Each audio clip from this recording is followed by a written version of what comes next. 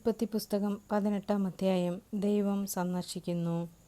മാമ്രേയുടെ ഓക്കുമരത്തോപ്പിനു സമീപം കർത്താവ് അബ്രാഹത്തിന് പ്രത്യക്ഷനായി. വെയിൽ മൂത്ത സമയത്ത് അബ്രാഹം തൻ്റെ കൂടാരത്തിൻ്റെ വാതിൽക്കൽ ഇരിക്കുകയായിരുന്നു. അവൻ തല ഉയർത്തി നോക്കിയപ്പോൾ 3 ആളുകൾ തനിക്കെതിരെ നിൽക്കുന്നത് കണ്ടു.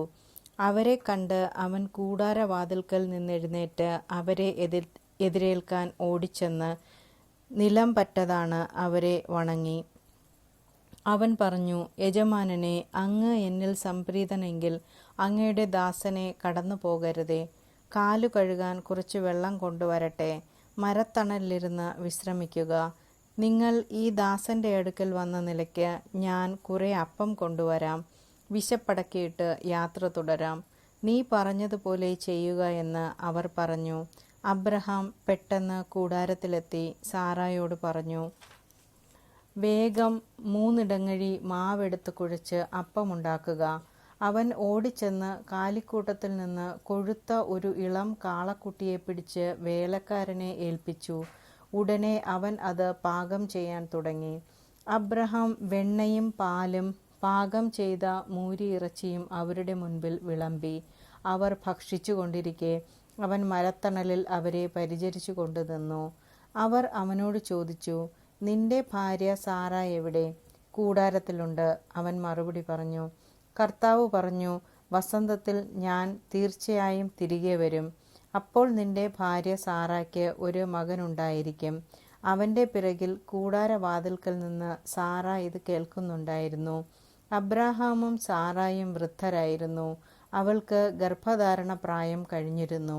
അതിനാൽ സാറ ഉള്ളിൽ ചിരിച്ചുകൊണ്ട് പറഞ്ഞു, എനിക്ക് പ്രായമേറെയായി, ഭർത്താവും വൃദ്ധനായി, എനിക്കിനി സന്താന സൗഭാഗ്യം ഉണ്ടാകുമോ? കർത്താവ് അബ്രാഹത്തോട് ചോദിച്ചു, വൃദ്ധയായ തനിക്കിനി കുഞ്ഞുണ്ടാകുമോ എന്ന് ചോദിച്ച് സാറ ചിരിച്ചതെന്തുകൊണ്ട്? കർത്താവിന് കഴിയാത്തത് എന്തെങ്കിലുമുണ്ടോ? നിശ്ചിത സമയത്ത് വസന്തത്തിൽ ഞാൻ നിന്റെ അടുത്ത് തിരിച്ചു വരും. അപ്പോൾ സാറായ്ക്ക് ഒരു മകനുണ്ടായിരിക്കും. സാറ നിഷേധിച്ചു പറഞ്ഞു, ഞാൻ ചിരിച്ചില്ല. എന്തെന്നാൽ അവൾ ഭയപ്പെട്ടു. അവിടുന്ന് പറഞ്ഞു, അല്ല, നീ ചിരിക്കുക തന്നെ ചെയ്തു. Sodom Gomorrah. അവർ അവിടെ നിന്ന് എഴുന്നേറ്റ് സോദോമിനു നേരെ തിരിച്ചു. വഴിയിലെത്തുന്നതുവരെ അബ്രഹാം അവരെ അനുയാത്ര ചെയ്തു. കർത്താവ് ആലോചിച്ചു, അബ്രഹാം മഹത്തും ശക്തനുമായ ഒരു ജനതയായി തീരുമെന്നും ഭൂമിയിലെ ജനപദങ്ങളെല്ലാം അവനിലൂടെ അനുഗ്രഹിക്കപ്പെടുമെന്നും അറിഞ്ഞിരിക്കെ ഞാൻ ചെയ്യാൻ പോകുന്ന കാര്യം അവനിൽ നിന്ന് മറച്ചു വയ്ക്കണമോ? ഞാൻ അവനെ തിരഞ്ഞെടുത്തിരിക്കുന്നത് നീതിയും ന്യായവും പ്രവർത്തിച്ച കർത്താവിൻ്റെ വഴിയിലൂടെ നടക്കാൻ തൻ്റെ മക്കളോടും പിന്മുറക്കാരോടും അവൻ കൽപ്പിക്കുന്നതിനും അങ്ങനെ കർത്താവ് അവനോട് ചെയ്ത വാഗ്ദാനം പൂർത്തിയാകുന്നതിനും വേണ്ടിയാണ്. കർത്താവ് പറഞ്ഞു, സോദോമിനും ഗോമോറയ്ക്കുമെതിരെയുള്ള മുറവിളി വളരെ വലുതാണ്. അവരുടെ പാപം ഗുരുതരവുമാണ്. അതിനാൽ അവരുടെ പ്രവൃത്തികൾ എൻ്റെ സന്നിധിയിലെത്തിയിട്ടുള്ള വിലാപങ്ങളെ സാധൂകരിക്കുന്നോ ഇല്ലയോ എന്നറിയാൻ ഞാൻ അവിടം വരെ പോവുകയാണ്. അവർ അവിടെ നിന്ന് സോദോമിന് നേരെ നടന്നു. അബ്രഹാം അപ്പോഴും കർത്താവിൻ്റെ മുന്നിൽ തന്നെ നിന്നു. അബ്രഹാം അവിടത്തെ സമീപിച്ച് ചോദിച്ചു, ദുഷ്ടന്മാരോടും നീതിമാന്മാരെയും അങ്ങ് നശിപ്പിക്കുമോ? നഗരത്തിൽ 50 നീതിമാന്മാരുണ്ടെങ്കിൽ അങ്ങ് അതിനെ നശിപ്പിച്ചു കളയുമോ?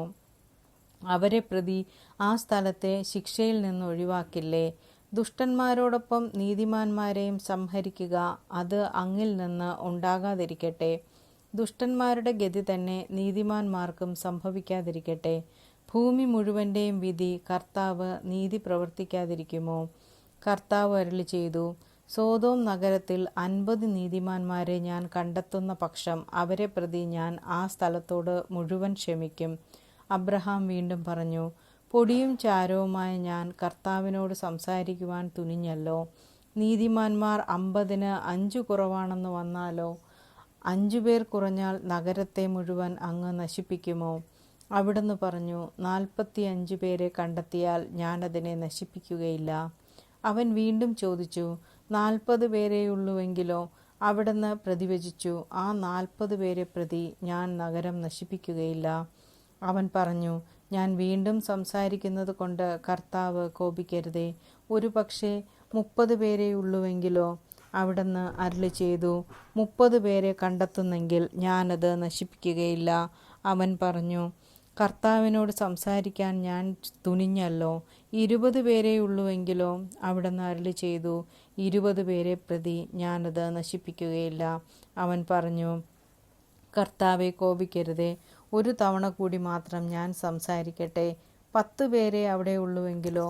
അവിടുന്ന് അരുളി ചെയ്തു, ആ 10 പേരെ പ്രതി ഞാൻ അത് നശിപ്പിക്കുകയില്ല. അബ്രഹാത്തോട് സംസാരിച്ചു കഴിഞ്ഞപ്പോൾ കർത്താവ് അവിടെ നിന്ന് പോയി. അബ്രഹാം സ്വന്തം സ്ഥലത്തേക്ക് മടങ്ങി. ആമേൻ.